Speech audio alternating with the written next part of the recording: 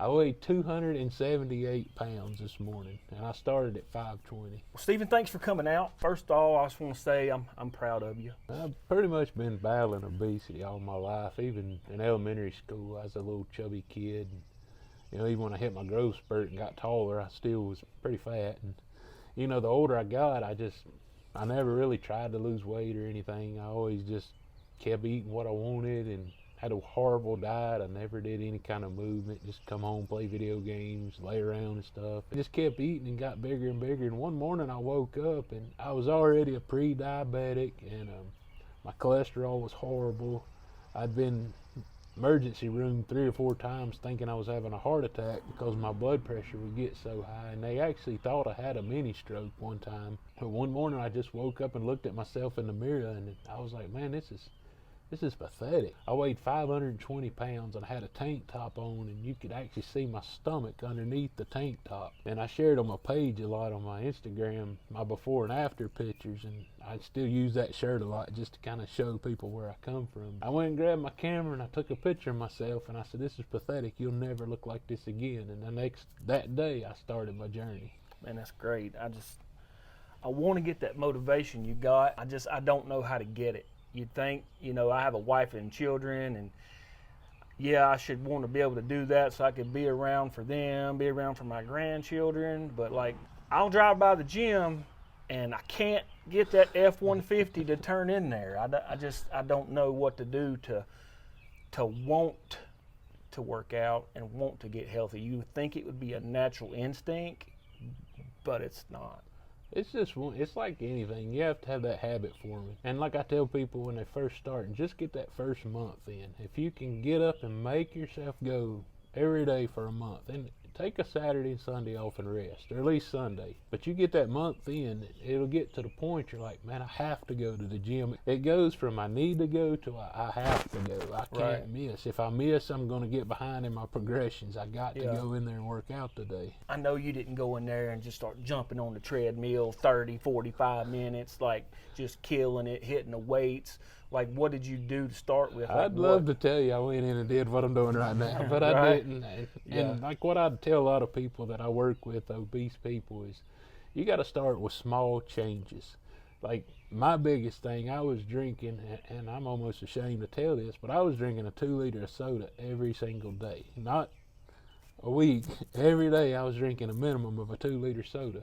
So for me to start, I just quit drinking soda and started drinking water only. And then, I started, instead of just changing to a complete diet, I just started eating like one meal I'd eat breakfast, I'd eat lunch, and I'd eat supper. And I wasn't eating really clean. I was still eating a lot of junk food. Just like less. Yeah, just less. A little bit portion control. Getting your body used to not eating so much. Right.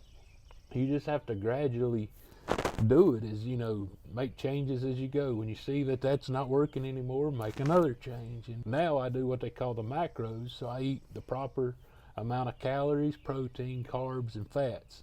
I eat the exact count my body needs to perform. And then you do have to make adjustments with that too. But I didn't, like you say, I didn't start out doing macros. I had to start out baby stepping myself to get there. I know what to eat.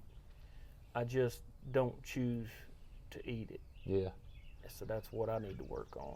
Well, I mean, when you got, a chicken breast or a Big Mac, it's a whole lot easier to choose that Big Mac or whatever burger that's out there. And two, to be honest, it's a lot cheaper to eat unhealthy stuff than it is to eat healthier stuff. Or that's what the excuse people use, that like me that are overweight. I was like, well, I can't even afford to eat healthy. It costs too much. One of my problems is I eat fast. I eat super fast. So by the time I realize I'm full, I'm miserable.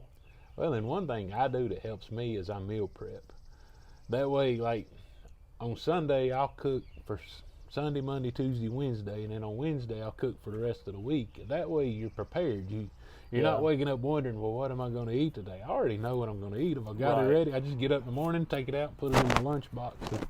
That's just one of my cheat codes to stay in meal prep. I can see where meal prep would be huge, because there's a lot of times, supper time roll around and be like, well, we ain't really laid nothing out, so I guess we'll just go pick something up at such and such. Restaurants, and even the healthier versions of their food is not really healthy at most restaurants. So you've recently started something called No Quit Nation. It's a battle against obesity, and one reason I'm using that is it's okay to use a trainer. I have nothing against trainers. I'm not putting them down, not belittling them, but most of your trainers have never been obese, so they don't understand the challenges of being obese. They can tell you, like a lot of people's going to tell you, well, just stop eating so much. It's easy. Yeah, it's But not that easy. people that's never been obese don't understand. I know Right. the struggles, because it's at the point that I could still tell you what restaurant I went to and what meal I ordered every Right. night at 9 o'clock at night. The worst time to eat, I would go in and get a number 2 at this restaurant, which was a double cheeseburger. I'd get a large size.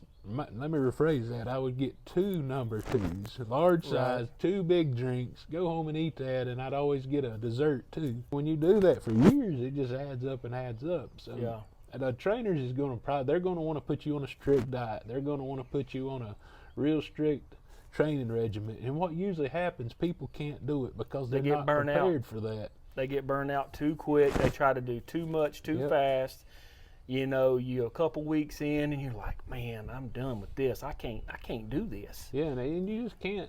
If you do it the way I'm talking about, and I'm not saying my way is the only way or even the right way, but it's what worked for me. Right. I'm not a trainer, I'm not a certified nutritionist, but I have lost 258 pounds. Yeah. You just make those baby step changes, and once you do that, you get just gradually more and more and more, and you'll eventually get to where you can follow a strict diet and get on a really strict exercise regimen, and it'll become an addiction to you. Back in 2012, I got to where I got down to like 212, eating right, going to the gym every day, and mess around, hurt my shoulder, and then I just stopped going. Back in 2012, I was in there working out then too, and I'd actually lost a bunch of weight then. I went from like 490 pounds and I got all the way down to 265, but I didn't have anybody to teach me.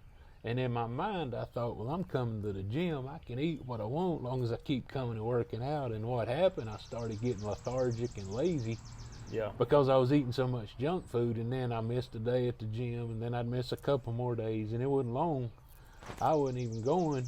From that point to 2019, I gained all the way back up to 520 pounds. It's easy for people to get busy and be like, well, I can't go today. And then you'll be like, well, I'm not going to go because he ain't going to go.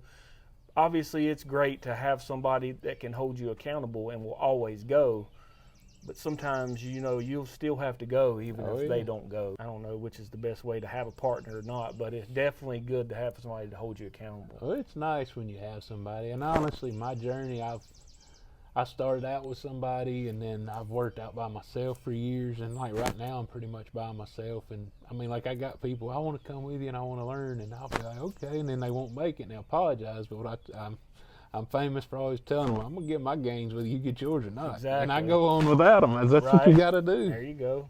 Ain't nothing wrong with that. What are you doing different this time versus the first time that you lost all the weight to make sure that you stay in the right mindset to keep it off? I think the biggest difference is this time I realized I have to eat proper. If you put junk in your body, you're going to gain weight. I weighed 278 pounds this morning, and I started at 520. Heck yeah. Well, man, I appreciate you coming out today and sharing your appreciate it, message man. with us. I really do. I just hope somebody can get something from it. I mean, because I know how it is to be obese. You walk through life and you get out of breath walking into a store, and it's embarrassing. Like when I used to fly for work, you'd have to ask for the extender for your seat belt. It can be so depressing to be so big, and that's the message I'm wanting to get with No Quit Nation. Is there's people out here that does care about you. If you're obese, don't think that there's people that don't care, because there is people that want to help you, and you can do this. If I can do it, anybody can do it. Always remember, never quit. All right, then.